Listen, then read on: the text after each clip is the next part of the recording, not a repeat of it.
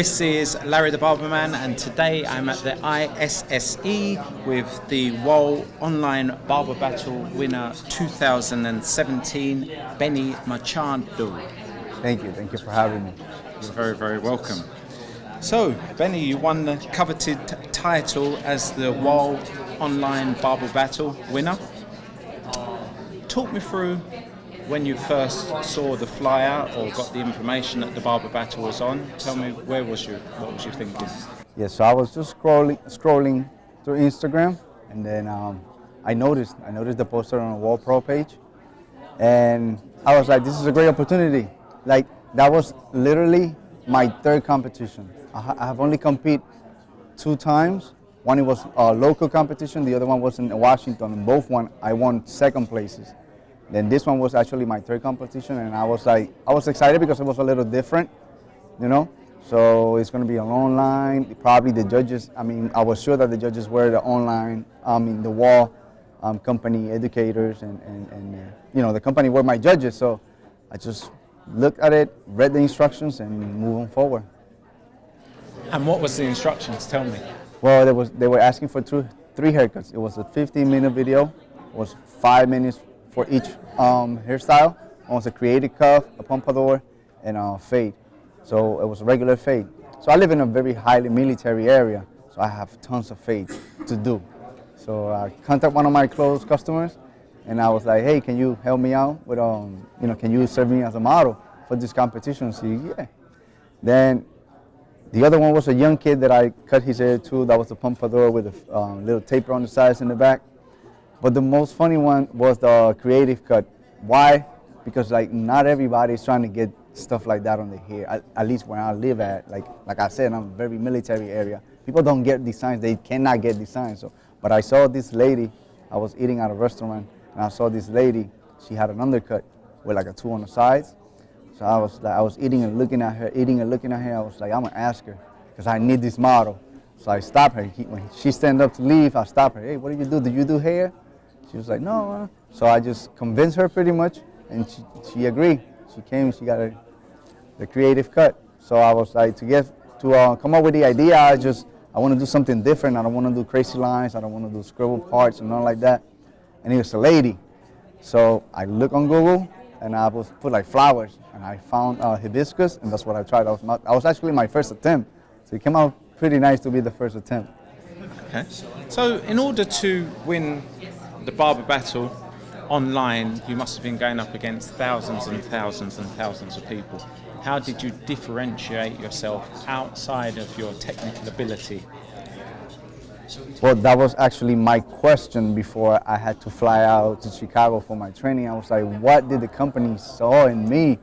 Because after I saw the second place and the third place, I was like, some dope professional barbers, they're great barbers. So, and I asked, nobody really gave me like a strict, but everybody said, hey, your cuts were clean, and that's what we're looking for, and you know, you did what you have to do. You choose your models wisely, which I think I really did. And I pretty much followed the instructions. I did not try to overdo anything. I didn't want to like complicate things. Simple, something that I do every day on a daily basis behind the chair. That's what I did on the video. I did what they asked me to do. So what you're saying is you kind of pretty much kept it real. What you would do in the shop, you've showcased on video, and ultimately that's how you won the Barber Battle. Correct. In your own eyes. Correct. Okay, and where was you the day that you won? Was there like a ceremony, or was there a special announcement? Where exactly was you? Okay, that is also a crazy story because my son, I have an 11-year-old son, and he plays baseball, and I most of the time, at least on the summer season, I serve as a volunteer, as a coach. Not a head coach, but I volunteer to assistant. So my son, that was on Monday, if I don't miss. And my son had a game, and I remember Rick from the company, Rick Warren, he made an appointment as a customer. I didn't know he was a customer. I mean, he was Rick. He made an appointment as a customer. Then I had to cancel his appointment because I had to do all the things. And he said, but can you give me Monday night? And I was like, okay, I get you Monday night after my son's baseball game. So he said, I'm gonna give you $100 for a haircut. I just have a very important meeting to be at. It's for my job, blah, blah, blah. He just put up a story. And then when I actually finished that game that day with my son, bought something to eat for him and drove straight to the shop. So I was waiting, and nobody was like really coming. So I texted him, hey, where you at? He finally came to me, he found the locations, but he didn't park right in front of the shop. He parked kind of far away from the shop. So he got out of the car, and I see a light, like a bright light, coming through the shop, through the parking lot. And I noticed there was a camera. And when I actually like focused better, I was like, that's Rick. That's Rick. And I was shocked. First of all, I was like, I wasn't fixed, you know. You would love to be fixed for something like that, but I wasn't fixed. I'll have like my son's baseball team T-shirt and some crazy pants. It was it was fun. It was a great experience because they really got me. I guess his idea was to catch me while I was working on a business hours. Okay. So fortunately, you kept it all real right from the get-go. So. Hey, I wanted to get a $100 haircut. I was chasing those $100. Okay, so now you're the online Barber Battle winner. You've been given the same privileges as the w.e.a.t team. You know, winning such a prestigious reality show from where I'm standing has put you in a position where you've now got a voice.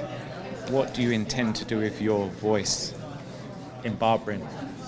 Well, one thing I know I am is I'm reachable. I constantly get DMs, people, especially after winning the competition. I have many direct messages asking me how I did it, how can I do it. And I actually, I explained that it was through the 2017 first time Wahl online barber battle. So I'm reachable. And I answer back. I don't ignore people, especially if I see that people that are starting in the industry.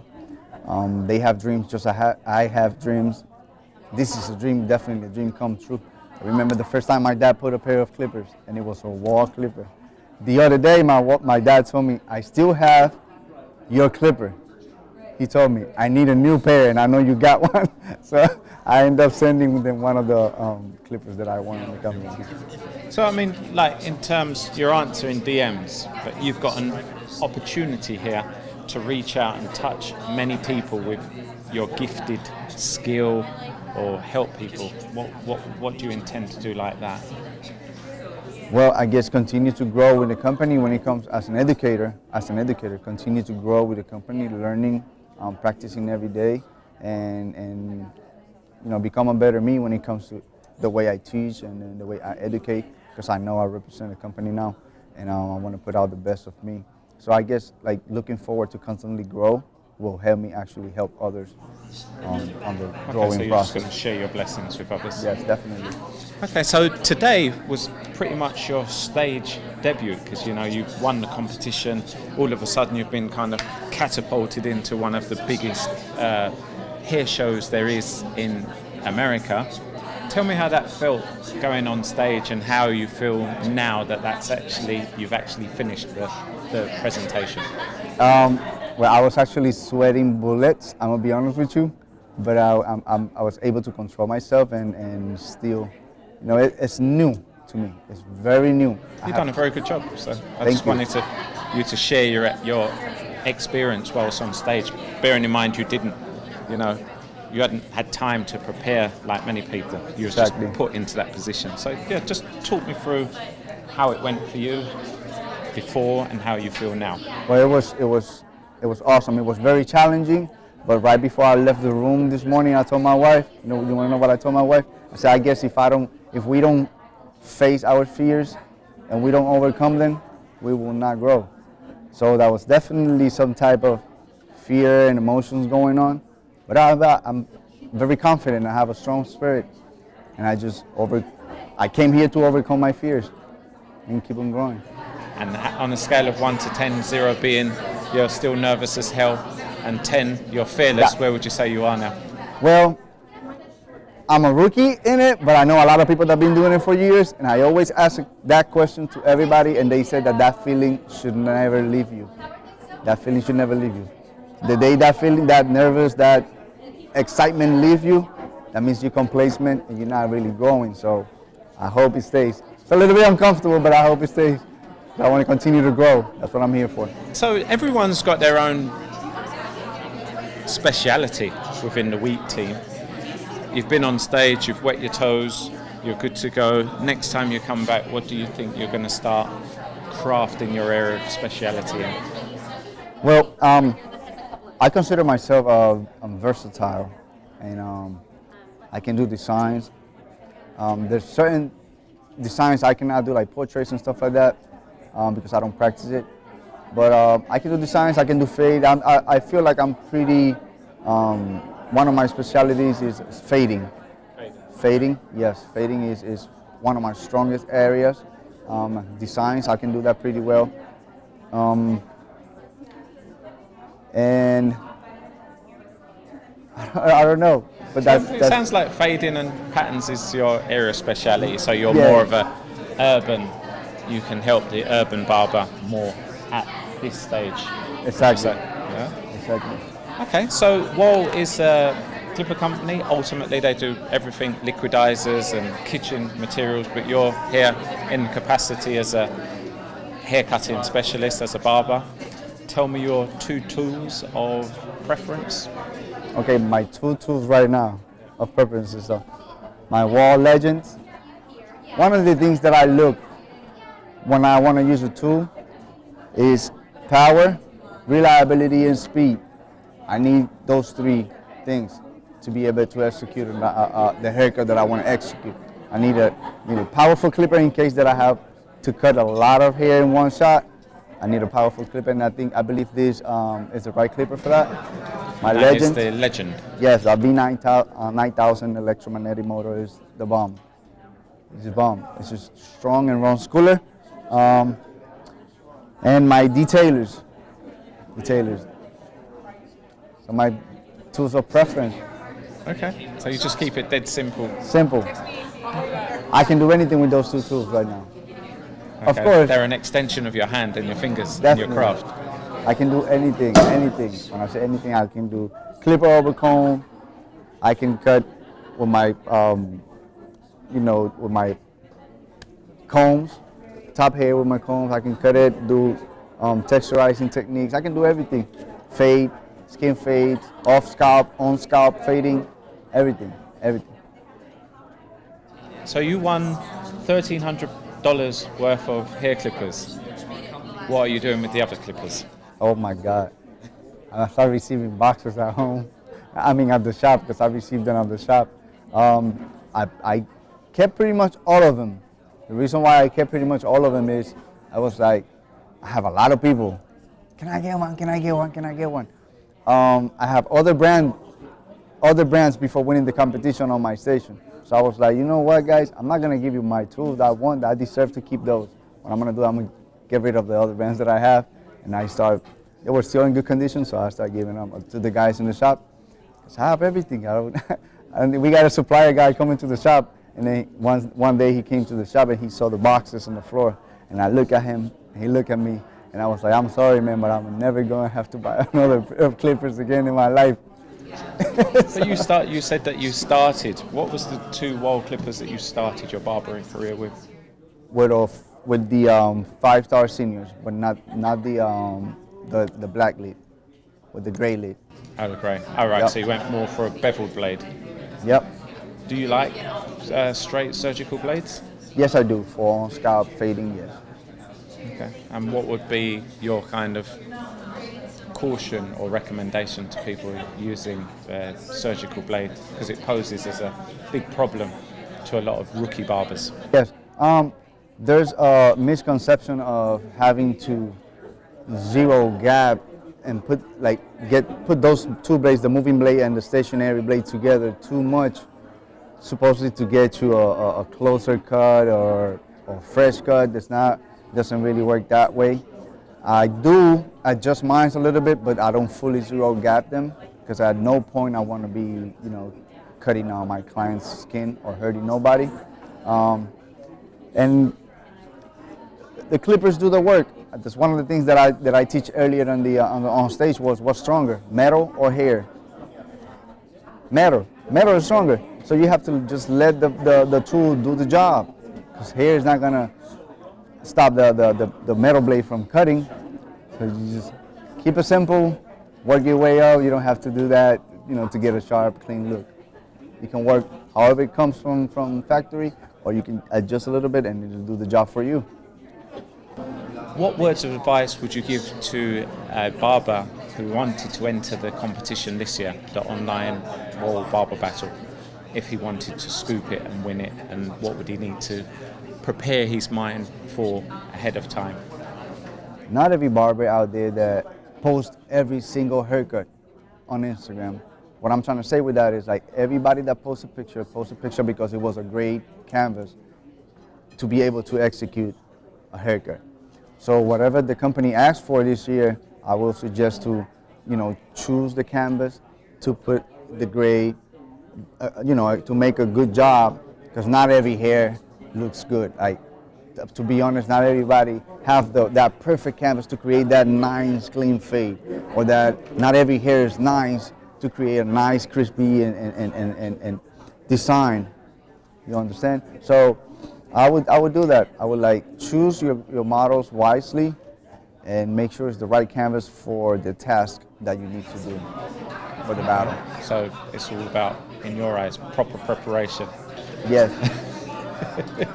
And just be yourself when you're doing the videos, and be yourself and put out there everything you know, because once you cross that bridge, you're going to continue growing. And how much time preparation did you put into it in terms of hours and days before you actually shot that video? That is actually another crazy story, because I think it was the last day to submit the video. I think, if I don't miss, it was either July 31st, June 31st, right? Yeah, it was June 31st, and the results were supposed to be on August. They actually came on September. So on June 26th, I traveled to Georgia to do some hands-on training. And then when we came back the 28th, we got from Georgia to Newport News, Virginia, like at 3 or 4 in the morning.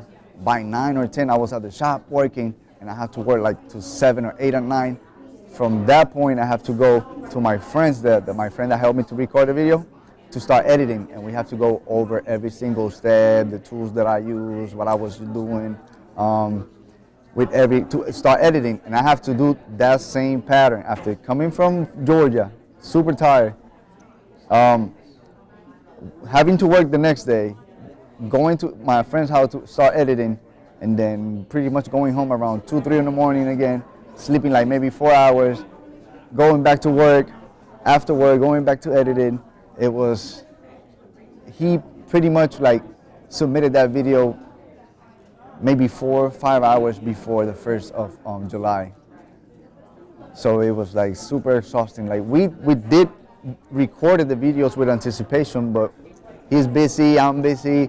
So the actual time, it was very limited time for us to get together, edit everything real nice, and put work. It was very exhausting. And then that's one of the reasons that I see all that, back and forth, being so tired for so many straight days. It's it pays off. Sacrifices that you have to do. Benny, thank you ever so much for sharing your story. It's quite a good a great testimonial, in the sense that you just consider yourself as a regular guy with focus and a passion to win something, and now you've been crowned the king, and you've given some great tips on clipper techniques and how someone can indeed win the online barber battle in 2018. So I salute you. Continue doing what you do. Thank you very much.